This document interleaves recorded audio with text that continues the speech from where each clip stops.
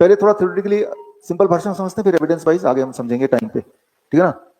आप सबके बॉडी में, खास तौर पे जो लोग 40 साल से ऊपर हैं, 30 साल से ऊपर हैं, हम सबके बॉडी में कैंसर सेल अच्छे खासे हैं। कितने अच्छे खासे? 40 साल से ऊपर सारे लोग, मैं भी शामिल हूं, अगर हम थायराइड का टेस्ट करें, वो बायोप्सी कराएं जो बायोप्सी आपने कराया, 100% के बायोप्सी अगर थायराइड का कराएंगे तो वो कैंसर निकलेगा, 100% के, 100% के। राइट, आपको किताब मिली है rabbit tortoise model for cancer cure? आपको अच्छा डीआईपी डाइट वाली किताब मिली है? वो कल मिलेगी, है ना। तो उसमें एविडेंसेस हैं, आज भी दिखा दूंगा मैं। तो ठीक उसी तरह से अगर ब्रेस्ट में 40 ईयर प्लस एज वाले महिलाएं अगर ब्रेस्ट की बायोप्सी करेंगे, 40% को कैंसर मिलेगा। प्रोस्टेट में 70% लोगों को कैंसर मिलेगा। तो कैंसर सेल का बॉडी में होना इज वेरी नॉर्मल। अगर बायोप्सी के बेसिस पे हम डिसाइड करें कि आप कैंसर पेशेंट है कि नहीं, that way we all are cancer patient. सब बायोप्सी कराइए, सभी का कैंसर निकलेगा। थायराइड में 100% का, प्रोस्टेट में 70% का, ब्रेस्ट में 40% का। ये सारे आंकड़े मैंने किताब में भी दिए, आज भी दिखा देता हूं। तो ये हमारे बॉडी के हेल्दी सेल्स हैं और ये हमारे बॉडी के कैंसर सेल है जो कोने कोने में कहीं कहीं कहीं कहीं है। लेकिन ये हमेशा डॉर्मेंट स्टेट में रहते हैं। डॉर्मेंट मतलब सोते हुए पड़े हुए हैं, बिना तंग किए, डिस्टर्ब नहीं करेंगे, ऐसे ही रहेंगे जिंदा। जब तक आप हैं तो ये भी पड़े रहेंगे। ये इनएविटेबल है। कोई भी दुनिया में ऐसा इंसान नहीं जिसके बॉडी में कैंसर के सेल ना हो। लेकिन इसका मतलब नहीं कि हम सब कैंसर से मरने वाले हैं, राइट। तो बायोप्सी से यही पता चलता है ना कैंसर सेल है कि नहीं, वो तो वैसे भी पता है कि है। लेकिन जब आप बायोप्सी करते हैं, जब छेड़ते हैं उसको, तो ये भागता है फिर आगे, ये अपनी बाउंड्री चेंज करता है, बाउंड्री आगे बढ़ा देता है, ये अपनी बाउंड्री चेंज करेगा। जब आप ऊपर से कीमोथेरेपी देंगे तो कैंसर सेल को और शक्तिशाली बना रहे हैं, वो नॉर्मल सेल के बीच में जाएगा, नॉर्मल सेल को पीछे धकेलेगा, राइट। रेडिएशन कराएंगे, सर्जरी कराएंगे तो नॉर्मल सेल को और पीछे धकेलेगा, ट्यूमरस ग्रोथ को बढ़ाएगा, राइट। तो ये जो बायोप्सी है, पेट स्कैन है, वो कैंसर सेल को ताकत दे रहा है, नॉर्मल सेल को पीछे धकेल रहा है। पहले तो बायोप्सी, फिर पेट स्कैन, फिर कीमोथेरेपी, रेडिएशन, सर्जरी। ये कैंसर को पैदा करने के प्रोसीजर है, ना कि कैंसर को ठीक करने के। जो मैंने स्टेटमेंट अभी दिया, इसके सबूत थोड़ी देर में मैं दिखा देता हूं। इस सबूत को कॉन्ट्रडिक्ट भी कर सकते हैं, लेकिन उसके लिए आपको अपने सबूत लाने पड़ेंगे। जो डॉक्टर बोलता है बायोप्सी से आपका कैंसर पता करना है, राइट, तो उनसे पूछिए क्या बायोप्सी, उनसे ये स्टेटमेंट पूछिए क्या बायोप्सी से कैंसर होता है या नहीं होता, लिख के दीजिए। वो लिखेंगे तो ये लिखेंगे बायोप्सी से कैंसर होता है। किसी से भी पूछ के देखिए, आप उन्हीं से पूछे जिन्होंने आपका बायोप्सी किया कि डॉक्टर टेल मी यस और no, can biopsy cause cancer, yes और नो। इधर उधर की बात नहीं, the answer is yes. Can chemotherapy cause cancer, yes और no, answer is yes. Can PET scan cause cancer, answer is yes और no. ये पूछ के देखिए, और पूछना आपका रिस्पॉन्सिबिलिटी भी है, राइट भी है, क्योंकि ये सब कुछ आपने झेला है। You must know. Radioactive material आपने पेट स्कैन के माध्यम से बॉडी में डाला, राइट, तो रेडियोएक्टिव मटेरियल क्या करेगा बॉडी के अंदर? कैंसर पैदा करेगा ना। तो तब आपने बॉडी के अंदर कैंसर पैदा कर दिया, राइट। तो ये तो थ्योरेटिकली मैंने आपको समझा दिया। अब करना क्या होगा, जब आप don't eat after 6 PM, right, घर जाने के बाद, तो जो कैंसरस सेल है it is not getting any food, right, and the food power is getting by the healthy cells, तो healthy cell can push it back, ये अपने बाउंड्री को दोबारा से अचीव कर सकता है, राइट। तो बाउंड्री को अचीव करने के लिए क्या करना पड़ेगा? Number 1, don't eat after 6 PM। Number 2, give heat to the body. Fever, जब आप हॉट वाटर इमोशन में बैठते हैं तो आपका बॉडी का टेम्परेचर आधा 1 डिग्री बढ़ जाता है। आपके बॉडी में आर्टिफिशियल फीवर क्रिएट कर रहे हैं हम। आर्टिफिशियल जब फीवर क्रिएट करते हैं, fever kills the cancer cell. Fever cancer cell को मार देती है, कम कर देती है, उसको, उसकी शक्ति को कम करने लगती है, राइट, ट्यूमरस ग्रोथ को कम करने लगती है। तो आपने फीवर भी क्रिएट कर दिया, डोंट ईट आफ्टर 6 PM, तो आपने उसको नया फूड भी नहीं दिया। And when you are on DIP diet, तो आपने डीआईपी डाइट की वजह से जो इन्फ्लेमेशन आया उसको भी कम किया, रिड्यूस किया। उसकी mammogram, PET scan, biopsy causes cancer, ये मैंने आपको बताया था ना। जो ये मैंने बताया उसके सबूत ये आपके सामने हैं। मेमोग्राम कराएंगे तो कैंसर बन जाएगा। कैंसर पहले था नहीं, डॉक्टर के बोलने मेमोग्राम करना चल दिए तो कैंसर नया पैदा हो जाएगा। मेमोग्राम कभी भी किसी को किसी भी हालत में नहीं करना चाहिए।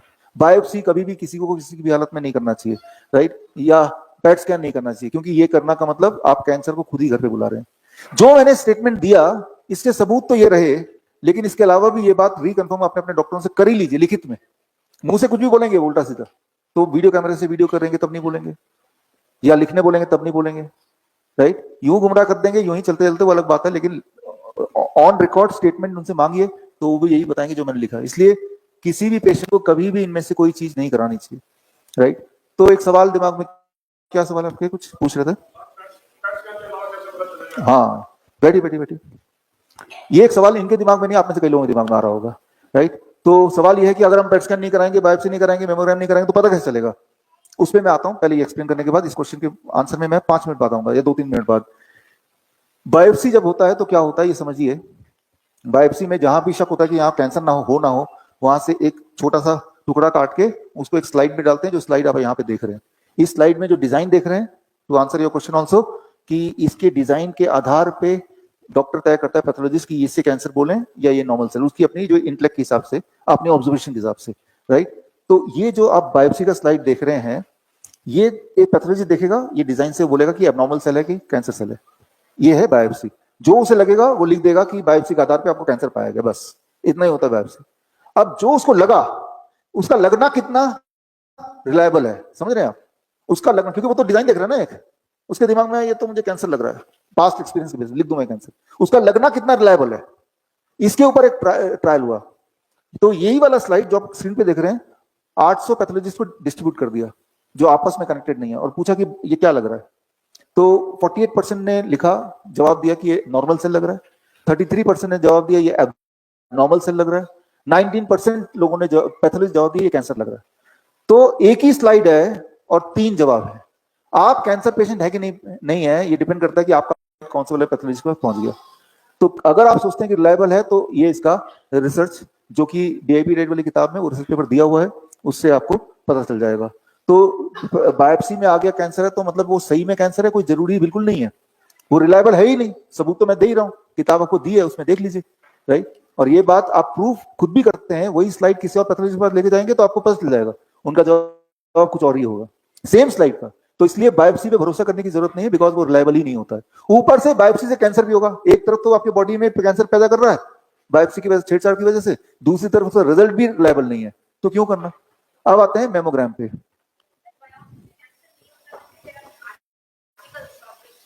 You show me that. I have shown article. You show me that. I'm here for 2 more days. You show me after this. हाँ, डिबेट है, तो डिबेट में तो तभी दूसरा पार्टी जीतेगा जब उसमें ये भी आर्टिकल वो दिखाएंगे। अभी तो मुंह से बोल रहे हैं, आप दिखा तो रहे नहीं है। Where is that? Yes, I'm waiting for it. हाँ, ये सारे स्टेटमेंट मिलते जाएंगे, आज तक किसी ने दिया नहीं। मैंने इस पे 10 लाख रुपए का चैलेंज रखा हुआ है, और वो आज भी है। अगर कोई ये साबित कर दे कि बायोप्सी से कैंसर नहीं होता है, ये टाटा मेमोरियल को मैंने लिखा था चिट्ठी, मीडिया में हमने प्रेस कॉन्फ्रेंस किया था, और आज भी है कि कोई अगर ये साबित कर दे कि बायोप्सी से कैंसर नहीं होता है तो 10 लाख रुपए दे दूंगा। तो आपको 10 लाख मिल सकते हैं। ये सारे विटनेस है आपके, है ना, ऑल ये ऑफ यूर विटनेस, राइट। हाँ, तो खैर I wait for it, right.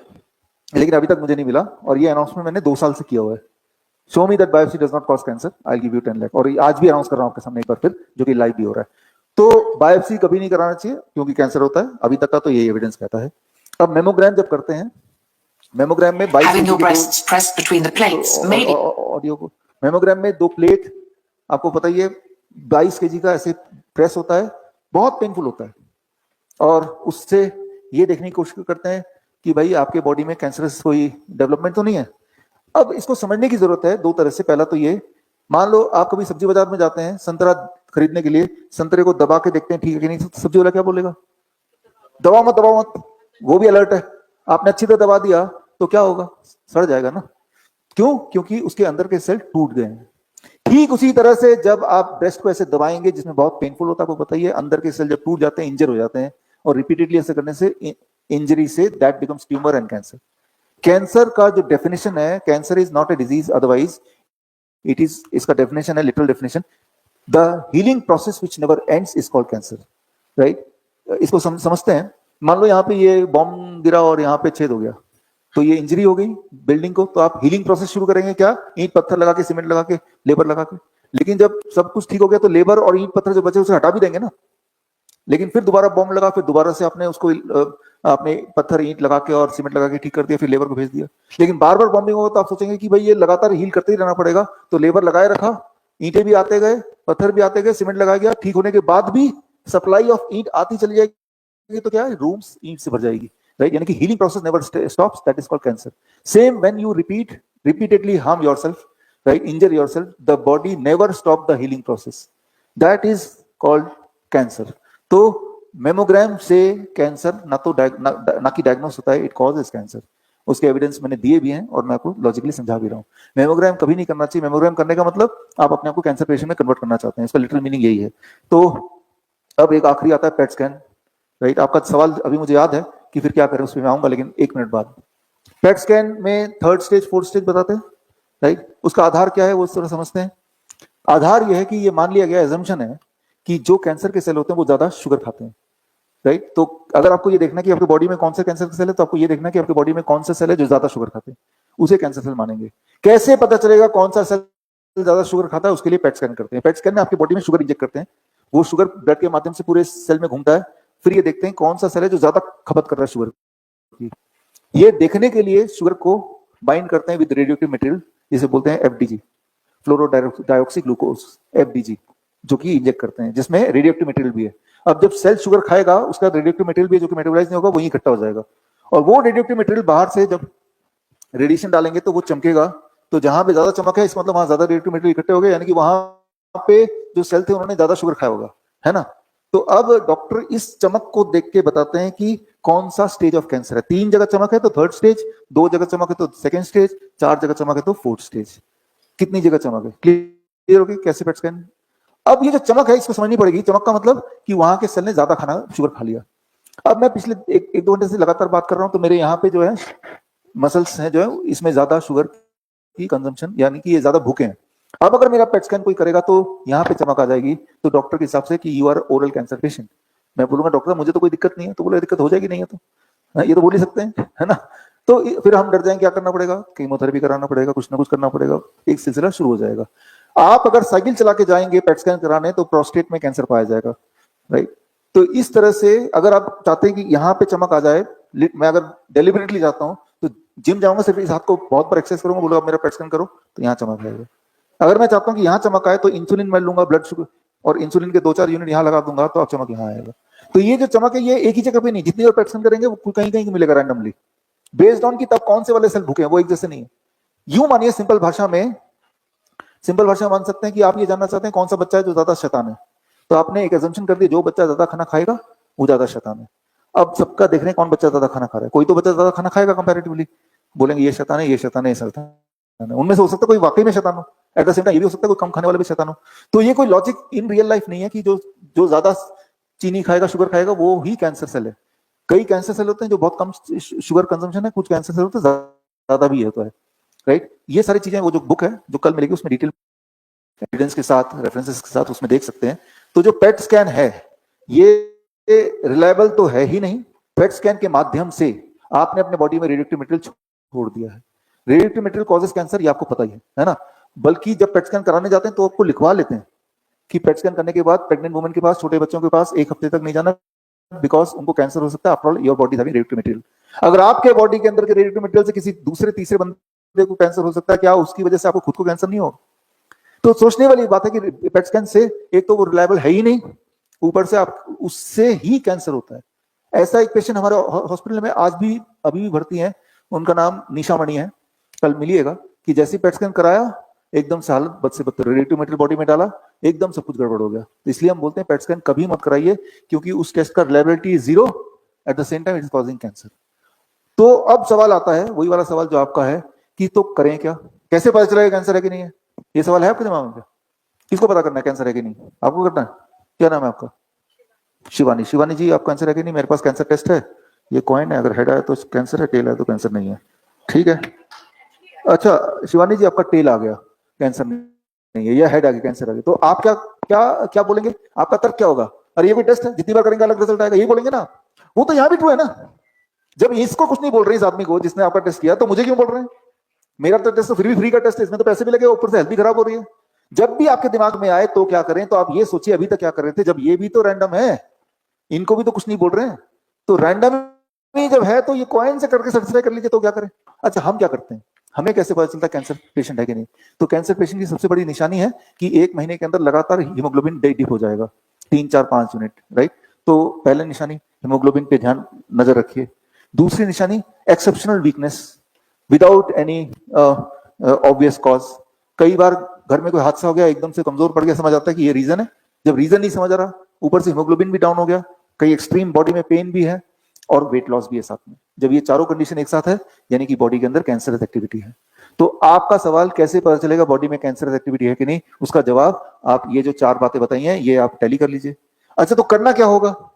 करना वही होगा जो 3 दिन तीन बातें सुबह बताई जो 3 दिन यहाँ कर रहे हैं, इसी को 3 महीने करना होगा। अच्छा, कैसे पता चलेगा कैंसर ठीक हो गया? कैसे पता चलेगा?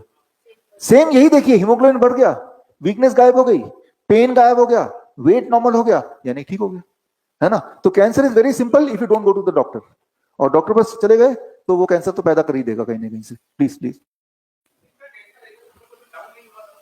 अधिकतर हाँ, हीमोग्लोबिन डाउन नहीं होता तो कैंसर नहीं होगा ना फिर, वो तो डॉक्टर के हिसाब से कैंसर होगा ना फिर। हाँ, पेट फूल गया तो बैठिए जरा, मैं बताता हूँ। पेट जब फूलता है तो वो कैंसर की वजह से नहीं फूलता है। पेट फूलेगा तो लीवर की प्रॉब्लम से फूलेगा, पेट या बॉडी में स्वेलिंग होगी तो किडनी फेलियर से फूलेगा। लेकिन जब वो टेस्ट करेंगे, टेस्ट में तो आप मेरा टेस्ट कीजिए, मेरा भी कैंसर निकल जाएगा। तो पेट भी फूला हुआ है और कैंसर आ गया तो आपने अपने आप ही मान लिया कैंसर जो है, कैंसर की वजह से पेट फूल गया, खुद ही रिलेट कर दिया, है ना। पेट फूला है, सही, आप बीमार हैं, लेकिन बीमारी का कारण कैंसर ही ऐसे जरूरी नहीं है। हीमोग्लोबिन अगर ड्रॉप नहीं किया तो it is not the cancer, however she may be sick of the kidney और लीवर फेल, लीवर के कमजोर होने से।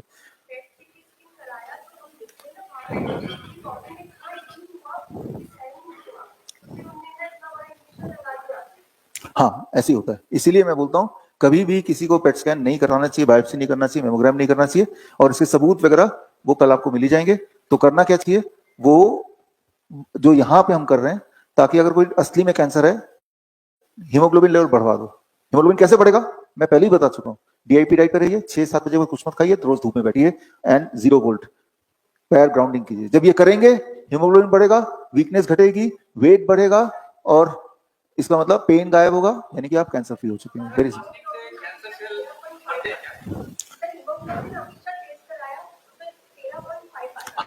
हाँ, तो आप कैंसर पेशेंट नहीं होंगे ना। आप तो अपने को कैंसर पेशेंट मान रहे हैं बेस्ड ऑन दिस, जो कि अपने आप में क्वेश्चनेबल है। बॉडी ने थोड़ा बोला मैं कैंसर पेशेंट हूँ, डॉक्टर ने बोला ना। आप लिख के अभी, लेट मी फिनिश। उसने क्या किया, रोजा रखा। आफ्टर रोजा उसने टेस्ट करवाया बॉम्बे में, मालूम पड़ा कि उसका कैंसर जो था वो खत्म हो गया। पहली बात तो जब टेस्ट कराया होगा तो वही बायोप्सी किया होगा, वही पेट स्कैन किया होगा, वो टेस्ट तो लेवल ही नहीं है। अगर वो बोलता है वो टेस्ट किया आपको कैंसर है तब भी नहीं मानना है, वो बोलता नहीं है तब भी नहीं मानना है। हाँ, तो वो सिम्टम चले गए तो वो ठीक हो गया, फास्टिंग क्योर्स, ठीक है ना। तो थोड़ा आगे चलते हैं। जो पेट स्कैन 1 मिनट में कभी खत्म करके फिर लूंगा, अब 1 मिनट रुक जाइए, नहीं तो ये कनेक्ट नहीं बनेगा आपका। जो मैंने अभी आपको बताया पिछले 10 मिनट में कैंसर के कॉन्टेक्स्ट में, इन सबके जो सबूत हैं वो ये रहे, ये सबूत, राइट, ये सारे सबूत हैं, ये सबूत हैं, ये वीडियो रिकॉर्ड तो हो रहा है, रिकॉर्डिंग आपको दे देंगे, तो ये सबूत आप स्क्रीनशॉट बाद में ले सकते हैं। सर्जरी कॉजेस कैंसर, ये रहे सबूत। सर्जरी करा के ट्यूमर निकालेंगे तो ट्यूमर जो फंसा हुआ था वो और फैलेगा, और नया ट्यूमर उससे कई गुना स्पीड से बढ़ेगा, राइट। उसके ये सारे बड़े बड़े सबूत है, छोटे मोटे नहीं, बहुत बड़े बड़े सबूत हैं, ये आपको देख रहे हैं। अब जो मैंने आपको बताया कि फीवर थेरेपी, अगर कैंसर पेशेंट को फीवर दिला दें तो उसका कैंसर स्पॉन्टेनियस रिग्रेस हो जाता है, यानी कि अपने आप ही सडनली कैंसर गायब हो गया, राइट। इसे कहते हैं फीवर थेरेपी। उसका सबूत, ये एविडेंस मैंने आपको दे दिया, 2012 का एविडेंस तो है, लेकिन ये 1890 के आसपास तब ये डिस्कवर हुआ था कि कैंसर पेशेंट को फीवर दिला दो तो कैंसर गायब हो जाता है। हम फीवर कैसे दिला रहे हैं, हॉट वाटर इमोशन टब में बिठा के दिला रहे हैं, रोज रोज रोज 1 घंटा 2 घंटा, है ना। तो उसके ये सारे सबूत हैं फीवर थेरेपी के, राइट। और इंटरेस्टिंग बात क्या, कोई नुकसान तो है नहीं, सिर्फ फायदा फायदा, और खर्चा भी कुछ नहीं है। हाँ, बकेट में किस केस में बकेट में होगा, किस केस में हॉट वाटर में होगा, ये अलग से बताऊंगा, ठीक है ना। किस केस में व्हाट, व्हेन एंड व्हाट, कब बकेट कब हॉट वाटर, कैसे डिफरेंशिएट करें, ये सेपरेटली आएगा, अभी नहीं।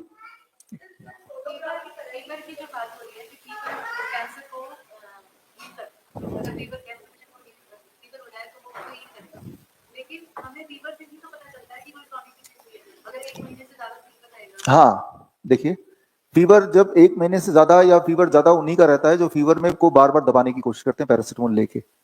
फीवर तभी, क्योंकि आपने दबा दिया, बॉडी तो ठीक करना चाहती, बॉडी ने फिर फीवर क्रिएट कर दिया, फिर आपने दबा दिया तो बॉडी ने दोबारा पूरी ताकत लगा फिर फीवर क्रिएट कर दिया। तो फीवर 1 महीने तक एक्सटेंड ही तब होगा जब आप फीवर को बार बार दबाएंगे। फीवर को अगर खुला छोड़ देंगे, कुछ करेंगे नहीं, तो फीवर पहले बीमारी को मारेगा, तब खुद ब खुद गायब हो जाएगा।